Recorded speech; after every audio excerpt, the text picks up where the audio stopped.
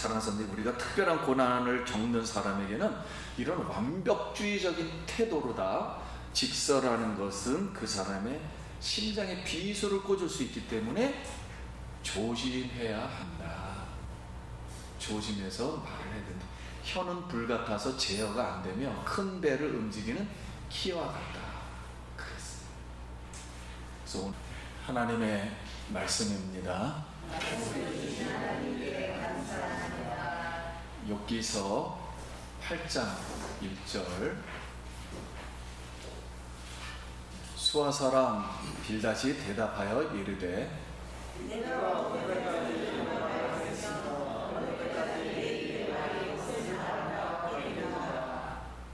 하나님이 어찌 정의를 굳게 하시겠느냐, 전능하신 이가 어찌 공의를 굳게 하시겠는가.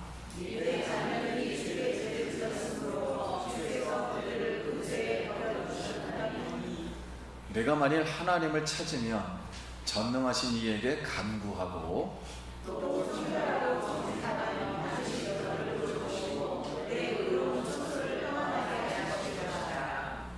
내 시작은 미약하였으나 내 나중은 신이 창대하리라.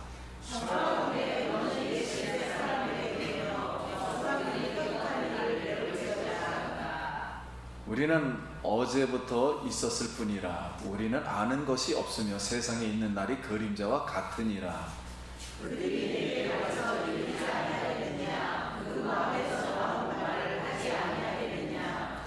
왕골이 짐벌 아닌 데서 크게 자라겠으며 갈대가 물 없는 데서 크게 자라겠느냐.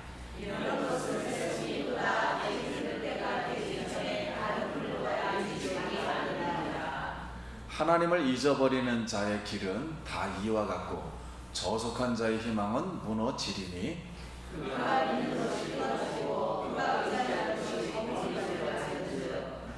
그의 집을 의지할지라도 집이 서지 못하고 굳게 붙잡아 주어도 집이 보존되지 못하리라.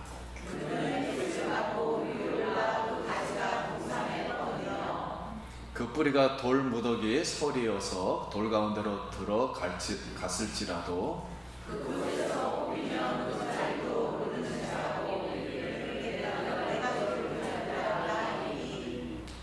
그 길의 기쁨은 이와 같고 그 후에 다른 것이 흙에서 나니라.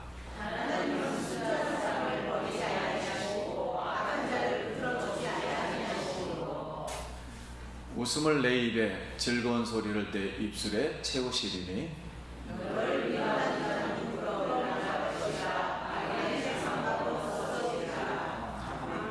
아멘. 할렐루야. 성도님 만나서 반갑습니다. 우리 옆 사람하고 웃으면서 한 번 더 인사하겠습니다. 한 주간 평안하셨습니까?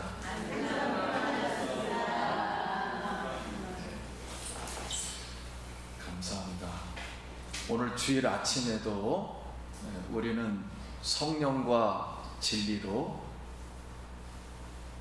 하나님께 예배드리며 하나님께 영광을 드립니다. 우리 예배드리는 우리 사랑하는 성도님들 가정과 일터와 자녀 위에 하나님의 크신 은혜와 그 축복이 함께 하시길 예수님의 이름으로 기도드립니다. 고통스러운 욥이 자기 생일을 저주합니다. 그랬더니 엘리바스가 욥아, 네가 고통스러운 것은 죄를 지어서 고통스러운 거야. 그러니 회개하고 하나님께 복을 받으라. 이렇게 말을 하면서 책망을 했어요. 그랬더니 욥이 다시 엘리바스에게 나는 죄를 짓질 않았어. 진실하다고 정직하다고 하면서 화를 내자 그 옆에 있던 또 하나의 친구 빌닷이 욥에게 말하는 내용이 오늘 본문 8장의 내용입니다. 그래서 오늘 우리는 이 빌닷의 말을 통해서 우리가 얻을 수 있는 교훈이 무엇인가 두 가지를 살펴보겠습니다. 여러분, 미국의 사이클 선수인 랜스 암스트롱이라는 사람이 두르드 프랑스라는 세계 최고의 사이클 대회에서 7번이나 우승을 했습니다. 한 번도 하기 어려운 것을 7번이나 했어요. 전무후무한 기록을 세웠는데 이 도핑 사건이 적발되어서 기록이 다 취소되고 말소되고 7회 우승 이게 다 박탈되었습니다. 이 암스트롱은 그래서 인터뷰에서 이렇게 말을 했어요. 현재 유럽에 있는 모든 사이클 문화는 약물 복용에 선수들이 시달리고 있다. 그리고 공정한 경기가 되질 않는다. 그리고 많은 사람도 죽어간다. 그래서 나는 공정한 경기가 되기 위해서 나도 약물 복용을 했다. 이렇게 해명을 했습니다. 우리가 건강을 위해서 자전거를 타는 것인데 이 사이클이 결국은 사람의 인생과 건강을 위험에 빠뜨리고 말았습니다. 그럼 성도님 한번 여기서 생각해 보세요. 이 예화를 드리는 것은 왜 이 암스트롱은 7번 우승을 하고도 계속 약물 복용을 하면서까지 기록을 경신하고 또 우승을 하려고 했던 것인가 하는 거예요. 그래서 심리학자들이 암스트롱은 완벽주의 함정에 빠졌다 그렇게 진단을 했습니다. 여러분, 완벽주의라는 것은 완벽하지 못한데 완벽해지려고 애쓴다는 의미로서 모든 일에는 불가능이 없고 완벽할 수 있다고 생각하는 사람은 긍정적인 완벽주의라고 합니다. 그래서 이들은 과정은 관심 없고 무조건 성취하고 성공해야 된다. 두 번째는 타인에게 인정을 받으려고, 그리고 그 의식이 목말라 있어요. 칭찬받으려 목말라 있어서 타인을 너무 의식하고 상대적으로 비교를 하면서 박탈감에 빠지기 때문에 아주 높은 목표와 아주 높은 그 욕망을 가지고 완벽하게 일을 하려고 합니다. 그러다 보니까 자신을 너무 괴롭혀요. 그래서 완벽하게 일을 추진하고 있기 때문에 일을 잘하지 않으면 안 된다 생각하기 때문에 일을 미뤄요. 그리고 일을 시도하지도 않습니다. 그래서 이 심리학자들은 이것을 부정적인 완벽주의자, 게으른 완벽주의자 이렇게 상담하면서 이제 말을 합니다. 그래서 이 완벽주의는 이 실패하는 것에 대해서, 실패하는 것은 완벽하지 못했다라고 실패를 인정하지 않아요. 그래서 자기를 가면에다 감추고 그걸 절대로 말을 하지 않습니다. 약점이 잡힌다고 생각을 하는 거예요. 그래서 불완전한 자신을 늘 못마땅하게 생각하면서 불안감과 이 열등감과 자괴감에 빠져요. 그러다 보니까 자기를 사랑하지 않아요. 자기를 사랑하지 않으니까 다른 사람도 사랑하는 마음으로 대하지 않아요. 그리고 다른 사람에게 자기를 확대하니까 자기를 미워해요.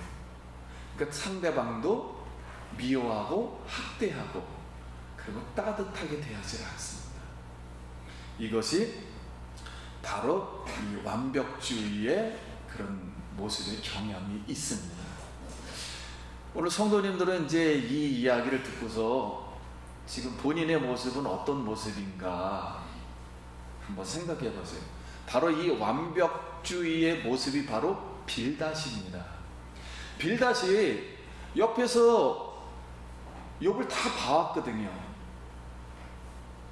자, 하루아침에 집 다 무너지고 자녀 10명 죽고 모든 소, 양 7천 다 하루아침에 불 타서 죽어버리고 모든 종들 죽고 상상할 수 없는 고통 속에서 지금은 병에 걸려가지고 기아증으로 몸을 긁고 있어요. 자, 그러면서 욥이 막 열불을 내서 엘리바스하고 얘기하는 걸 가만 들어보니까 빌닷의 생각에는 네가 완벽하지 못했으니까 이런 일이 벌어진 거 아니냐. 너가 완벽하지 못하고 실패한 것을 왜 인정하지 않고 나는 죄가 없어, 나는 정직해 이러면서 고집만 부리고 있는 거예요. 그래서 네가 죄를 지었기 때문에 고통을 받는 건데 왜 이거를 인정을 안 하고 완벽하지 못해서 실패했다는 걸 인정을 안 하느냐. 이제 그러면서 이제는 이 욥을 고쳐야 되겠다 이런 생각을 하고, 빌닷이 완벽주의자이기 때문에 완벽주의자들은 직설적입니다. 그래서 빌닷이 욥에게, 욥이 가장 마음 아픈 게 뭐겠습니까? 자녀 10명이 죽은 거거든요. 그러면서 직설적으로 너 왜 네 자녀가 왜 죽었느냐? 얘기해봐. 그랬더니 네 자녀가 죽은 거는 한마디로 네가 완벽하지 못했기 때문에, 뭔가 네가 중간에 잘못했기 때문에, 완벽했다면 죽느냐? 그러기 때문에, 잘못했기 때문에 네 자녀가 죽은 거야. 그러니 이런 모든 일은 하나님의 정의와 공의라고. 그러면서 이 욥의 가장 마음 아픈 아버지의 마음에, 그 욥의 마음에, 심장에 비수를 꽂아버렸어요. 그리고서 하는 말이 우리가 너무 잘 아는 이 말을 하게 된 겁니다. 내가 회개하며, 그리고서 한 말에 내 시작은 미약하였으나 내 나중은 심히 창대하리라. 이거는 전 세계 동서고금을 통해서 다 희망적인 말이고 좋아하는 말입니다. 그리고 개업할 때 쓰는 말이고 회사 처음에 개관할 때 쓰는 말이에요. 단골 메뉴고 설교 단골 메뉴입니다.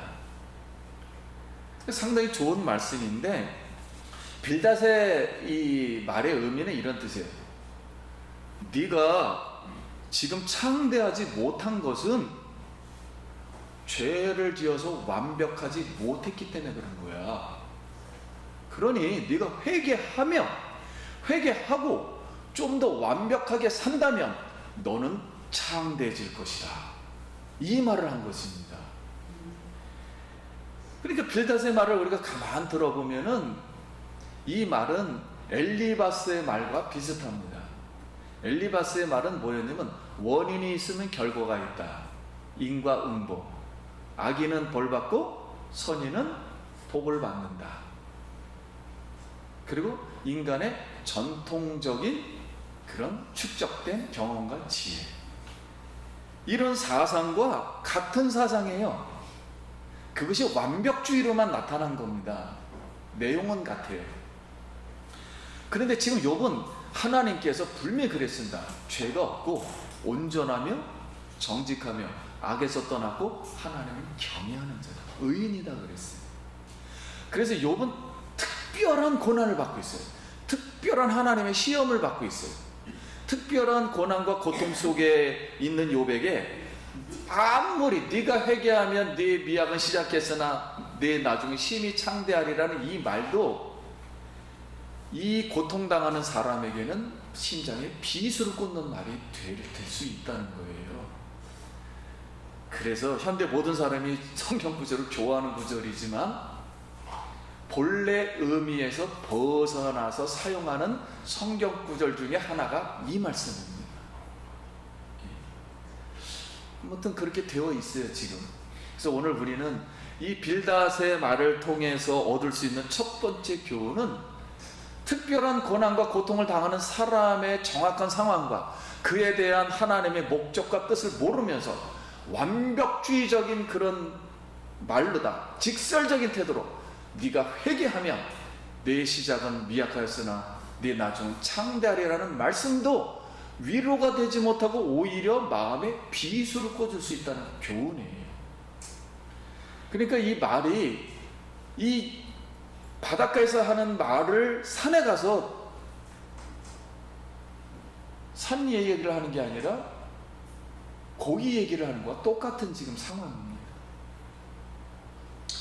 그래서 오늘 우리는 이 말씀대로 우리 모두는, 우리 인생은 불완전합니다. 완벽해지질 않아요. 또 죄인이고 본성을 가지고 있어서 완벽할 수도 없거니와. 그래서 완벽하지 못하다는 걸 깨닫고 먼저 자신에게 마음을 따뜻하게 가지고 이런 어려움이 있는 사람들, 특별한 상황에 있는 사람들, 이런 사람들을 따뜻하게 대하고 말을 해서 그들에게 위로를 해주고 그들을 세워주는 성령의 사람이 되시길 예수의 이름으로 간절히 축원합니다. 제가 이제 신학교 1학년 때 MT를 갔어요. 근데 두 분을 초청했습니다. 그 당시에 가장 우리 신학교에서 초청하고 싶은 분이 누구였냐면은 우리나라 최초로 성경 전권 주석을 쓴 박윤선 박사님이에요. 근데 그 박윤선 박사님하고 동도교회 최훈 목사님을 초청을 했습니다. 근데 박윤선 박사님은 그때 80대 고령의 나이인데도 불구하고 후학들이 부르니 띠뚱띠뚱하면서 오셨어요.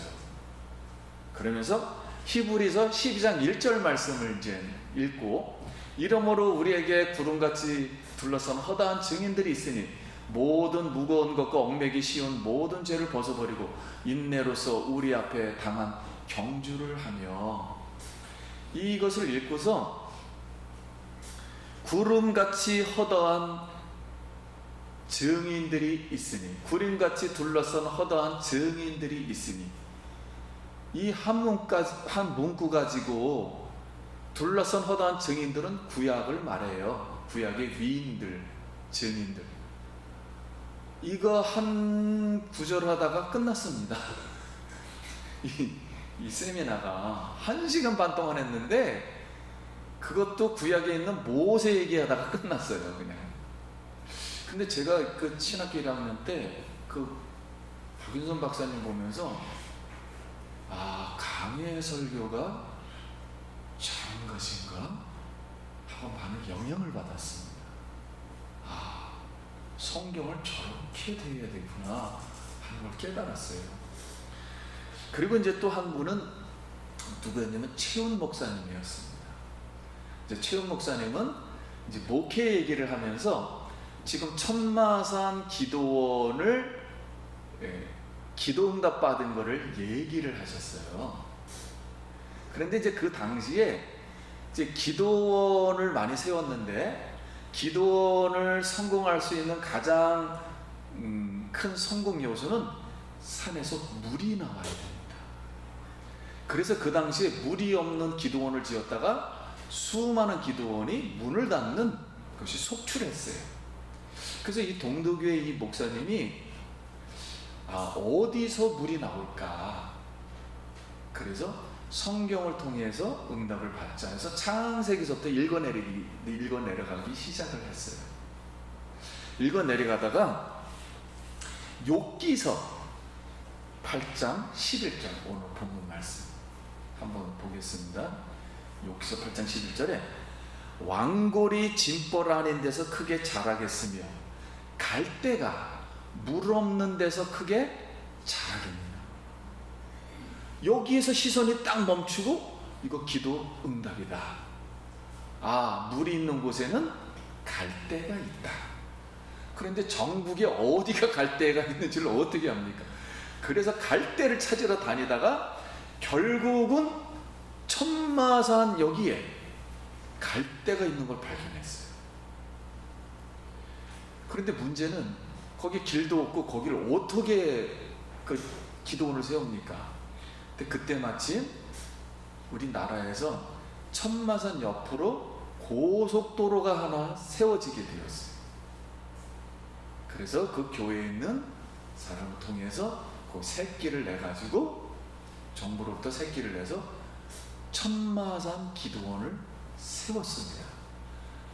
지금 그게 30년 전 일인데 지금도 물이 가장 잘 나오는 기도원 천마산 기도원으로 운영을 하고 있습니다.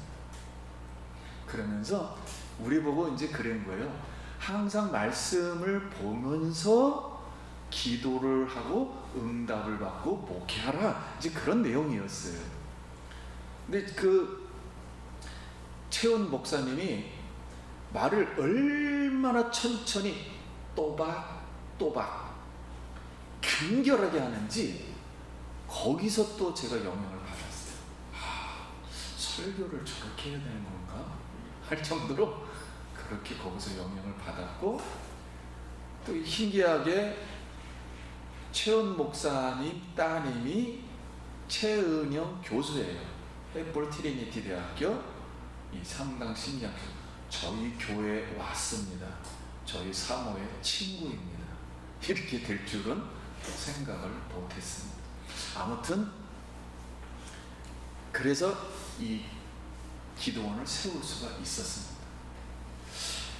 제가 이 말씀을 드리는 것은 하나님은 이런 자연 법칙이라 했죠. 물이 있는 곳에는 갈대가 있다. 이런 자연 법칙 또는 자연 철학 또는 자연주의자, 자연을 있는 그대로 내버려두라, 이런 원칙들, 그런 자연주의자의 1번 법칙을 두고서 하나님이 이렇게 크게 역사할 수가 있습니다. 그런데 빌닷은 욥에게 이렇게 말을 하는 거예요.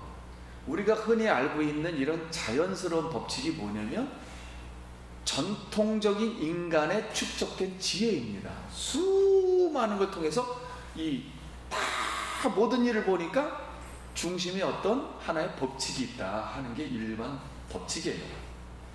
자, 이런 일반 법칙 네가 아느냐, 그리고 네가 자연 법칙을 아느냐 하면서 우리의 인생 법칙은 자연 법칙과 자연 철학과 자연주의와 똑같다. 인생은. 그래서 자연 법칙 3가지를 인생 법칙에 비유해서 욥에게 말을 합니다. 첫 번째, 인생은 짐벌에서 나는 이 왕골과 물에서 나는 갈대와 같다. 그러니까 원인이 있어야 결과가 좋다는 거. 물이 있는 곳에 갈대가 자란다. 인생은 이렇다 하는 것이고, 두 번째는 인생은 거미줄에 걸린 곤충과 같다. 언젠가는 인간도 거미줄에 걸려 잡혀먹을 수 있다. 그리고 세 번째는 이 인생은 이 바위 틈 사이에다 뿌리가 박히면 이게 뽑을 수가 없잖아요. 그런데 인생은 바위 틈에서 뿌리 뽑힌 풀뿌리와 같다 그랬어요. 그것을 말한 이유는 지금 욥이 지금 실패해서 지금 아무것도 없잖아요. 겉으로 볼 때는. 그래서 이렇게 말한 겁니다. 욥아, 내가 지금 죄를 지어서 완벽하지 못했고 너는 실패한 상태야. 그러니까 너는 지금 물 없는 갈대고, 너는 지금 거미줄에 걸린 곤충이고, 너는 지금 바위 틈에서 심겨졌다가 뿌리 뽑힌 풀뿌리야. 그러니 네가 죄를 지었으니까 죄를 회개하라. 너는 이 자연 법칙과 인생 법칙이 같다는 걸 알지도 못하고 전통적인 지혜를 선조들을 무시하느냐? 그러면서 네가 만약에 회개를 한다면 네 입에는, 네 얼굴에는 웃음이 피어날 것이고 너의 장막은 다시 세워질 것인데, 만약 회개하지 않고 악인이 된다면 장막은 무너질 거야 하고서 이렇게 또 조언을 한 겁니다. 그러면 오늘 우리가 빌닷을 통해서 여기서 얻을 수 있는 두 번째 교훈이에요. 하나님의 특별한 섭리 속에서 고통을 당하는 욥의 상황을 모른 채 일반적인 자연주의, 자연 법칙, 자연 철학과 전통적 축적된 인간의 지혜 법칙을 가지고 직설하는 말도 위로가 되지 못한다는 거예요. 그리고 이 말도 결국은 그 사람의 마음을 빗으로 꼽아버린다는 거예요. 너는 못했잖아, 실패했잖아, 너는 인간의 그것도 모르냐, 또 비판을 하는 거죠. 그래서 마음의 비수가 된다는 말이에요. 이게 우리에게 두 번째로 주는 교훈이에요. 그러니까 이 빌닷의 말을 들어보면은, 빌닷도 엄청난 신학자고 엄청난 그런 사회에서 성공한 사람이에요. 그런데 빌닷의 말을 들어보면은 법칙도 좋고 모든 말이 다 좋은데 그 안에는 은혜가 없어요. 따뜻한 사랑의 말이 없어요. 그 안에는 먼저 이 사람의 무엇이 필요한지를 먼저 기억을 하지 않는 거예요. 그래서 아무리 좋은 지식을 욥에게 말했지만은 결국은 자기가 똑똑하다는, 자기의 말이 옳다는 걸 계속 주장함으로 결국은 아버지의 가장 가슴 아픈 그 마음에 빗으로 꽂아버린 거예요. 네 아들 왜 죽었어? 네가 완벽하지 못했기 때문에 죽인 거 아니야? 이것만큼 가슴 아픈 얘기가 어디 있습니까? 그래서 오늘 우리는 사랑하는 성도님, 우리가 특별한 고난을 겪는 사람에게는 이런 완벽주의적인 태도로다 직설하는 것은 그 사람의 심장에 비수를 꽂을 수 있기 때문에 조심해야 한다. 조심해서 말을 해야 된다. 혀는 불 같아서 제어가 안 되며 큰 배를 움직이는 키와 같다. 그랬어요. 그래서 오늘 우리 인생에는 뭐든지 건물도 틈이 있어야 빛이 들어옵니다. 우리 인생도 하나님은 연약하게 지었어요. 그래서 틈이 있어야 빛이 들어올 수가 있습니다. 그리고 하나님이 역사할 수 있어요. 우리는 불완전한 인생을 깨닫고 자연주의나 자연철학, 자연법칙, 전통적인 축적된 지혜로다 자신 것만을 주장하지 말고 예수님이 말하듯이, 예수님이 봉사하듯이 이렇게 다른 사람을 위로하고 세워주는 우리 예수 기쁨 교회 성도님들, 그리고 또 가정에서도 마찬가지 이렇게 따뜻한 위로가 있는 성령의 말을 하는 성도님 되시기를 예수의 이름으로 축원합니다. 김창욱 교수님이, 저는 그 강의를 많이 들어봤는데 최고 마음에 드는 말이 있어요. 그 수많이 다 주옥 같은 말인데, 가장 여성 중에서 훌륭한 여성이 누구입니까? 말을 부드럽게 하는 여성. 나는 원래 내 말은 맞아, 나는 틀린 말은 안 해, 이래도 싫어하거든요, 사람들이. 그게 왜 그러냐면은 웃으면서 요거 좀 해주시겠어요? 그럼 그 사람에게는 틀린 말이어도 좋아합니다. 오늘 구약에 있는 말씀 중에 예레미야에 내가 네 마음속에 부드러운 마음을 줄 것이며, 이게 성령님이거든요. 오늘 사랑하는 성도님, 우리 성도님들은 각자 지금 다 다릅니다. 각자의 고통 속에서, 고난 속에서 지낼 수밖에 없어요. 그리고 일은 끊임없이 불안정하기 때문에 끊임없이 일어납니다. 그런다 할지라도 그걸 불평하거나 불만을 품거나 다른 사람에 대해서 상대적으로 비교하면서 박탐을 가지고 자기를 막 학대하거나 미워하지 말고 하나님께로 가서 하나님의 따뜻한 성령의 위로를 받고 그 성령의 위로로다 다시 힘을 얻어서 일어서기를 축원합니다. 다시 예수의 이름으로, 내가 금과 은은 내게 없지만 나사렛 예수 그리스도의 이름으로 안진뱅이에게 말하면서 일어나 걸으라. 그랬을 때 안진뱅이가 40년 동안 눌려있던 체증이 다 사라지고, 또 성전문에서 구결하던 그 정신이 사라지고 성전 안에 들어와서 하나님을 찬양하고 기뻐하며 뛰었다 그랬습니다. 오늘 우리에게 성령님이 임하시고 예수의 이름이 임하셔서 예수의 이름을 붙들고 여러분 자신에게 명령할 수 있길 바랍니다. 내게 근거와 은은 없지만 나사렛 예수의 이름으로 일어나 걸으라. 네. 여러분 용기를 가지고 성령의 힘으로 승리하길 예수의 이름으로 축원합니다. 네. 기도하겠습니다.